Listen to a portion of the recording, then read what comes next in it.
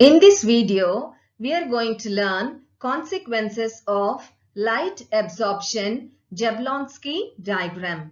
What are consequences of light absorption? What happens when light is absorbed by any substance?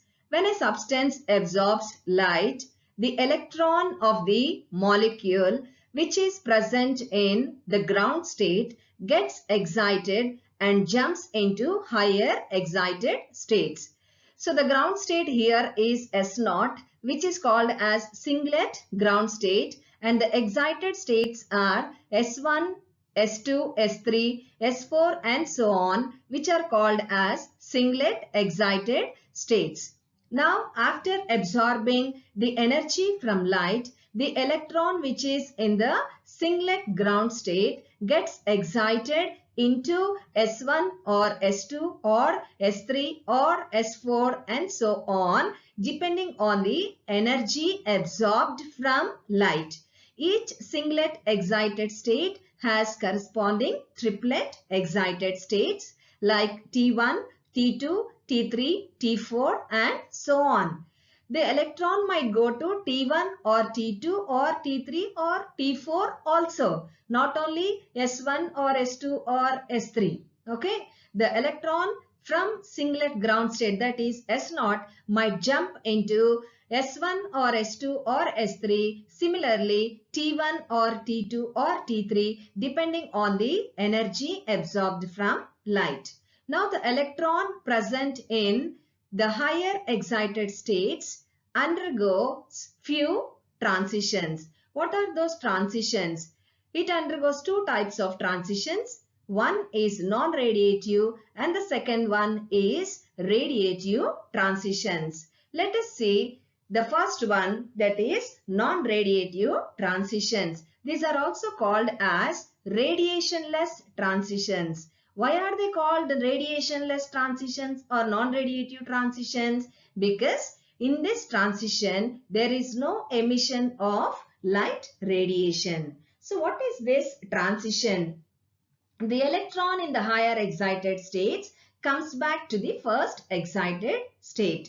For example, if it is in S3, it comes back to S2. If it is in S2, it comes back to S1. Similarly, if it is in T3, comes back to T2. If it is in T2, it comes back to T1. Here, there is no emission of radiation. Why there is no emission of radiation? Because the energy of the electron might be lost through two processes. What are those two processes? You can observe in the diagram. There are IC and ISC. IC is internal conversion. ISC is intersystem crossing. So how is the energy lost through internal conversion? In this process, energy of the electron might be lost in the form of heat through molecular collisions. So what is this transition? Internal conversion is the transition between S3 to S2 or S2 to S1.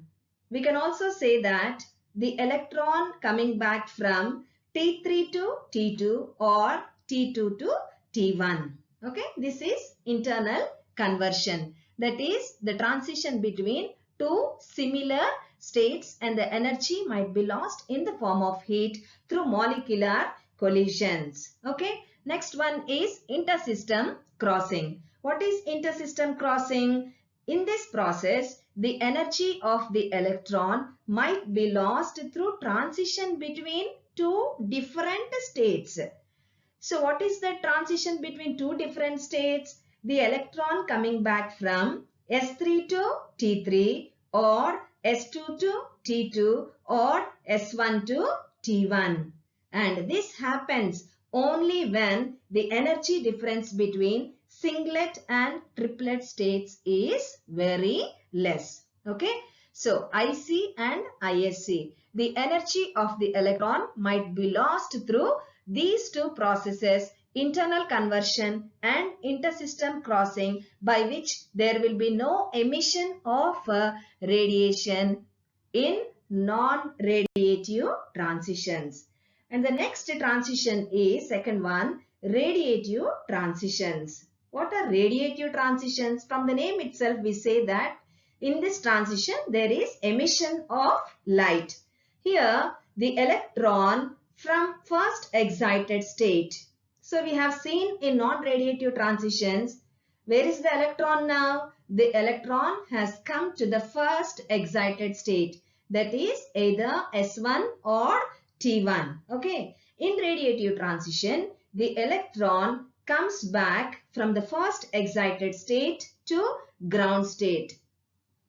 So, I'm giving 1 second time here. If you can write down this transition. The electron coming back from the first excited state to ground state. S1 to S0 or T1 to S0. Okay. Hence, this transition is of two types. What are those two types?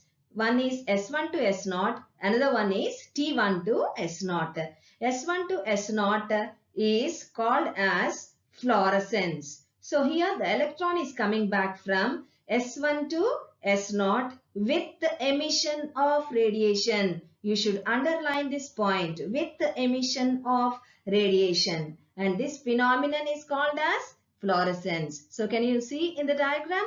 S1 to S0 transition is called as fluorescence. So the electron returning back to the ground state with emission of radiation. What is the second type? Second type is the electron coming back from T1 to S0 with emission of radiation, that is called as fluorescence. So we will see all the points in detail. Okay. So look here. The electron in the higher excited states undergo the following changes. Non-radiative transitions. The electron in the higher excited states S3, S2 or T3, T2 comes to the first excited state S1 or T1. Here these transitions, we do not find any emission of radiation. Hence they are called non-radiative or radiationless transitions. Why there is no emission of radiation?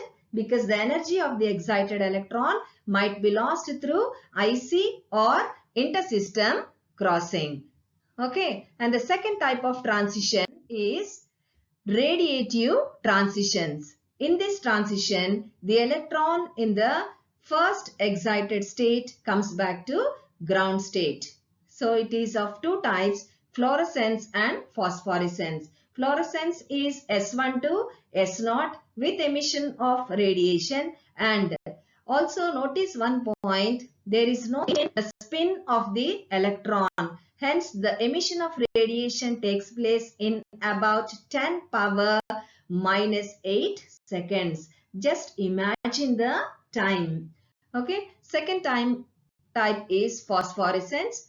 Phosphorescence is the electron coming back from T1 state to ground state S0 with the change in spin. Okay. This phenomenon is called as phosphorescence. Here the emission of radiation is slow. Why you know students? Because the electron has to change its spin and hence requires some time. Therefore we say lifetime of phosphorescence is much longer than fluorescence. Okay. So these are the two types under radiative transitions. So the electron coming back from the first excited state to ground state with emission of radiation. Don't forget to underline the point with emission of radiation. If it is coming from S1 to S0, it is called fluorescence. If it is coming from T1 to S0, it is called as phosphorescence. But the lifetime of phosphorescence is much longer than fluorescence. Why? Because in fluorescence, there is no change in spin multiplicity, whereas in phosphorescence, the electron has to change its spin and come back to the ground state. Okay. And finally, in both the processes, that is in both fluorescence and phosphorescence, part of the radiation absorbed is lost in the form of heat. Hence, the emitted radiations will have shorter frequencies when compared to the incident radiation. So, this is all about Jablonski diagram, consequences of light radiations, and this is the most important topic under photochemistry. Thank you so much.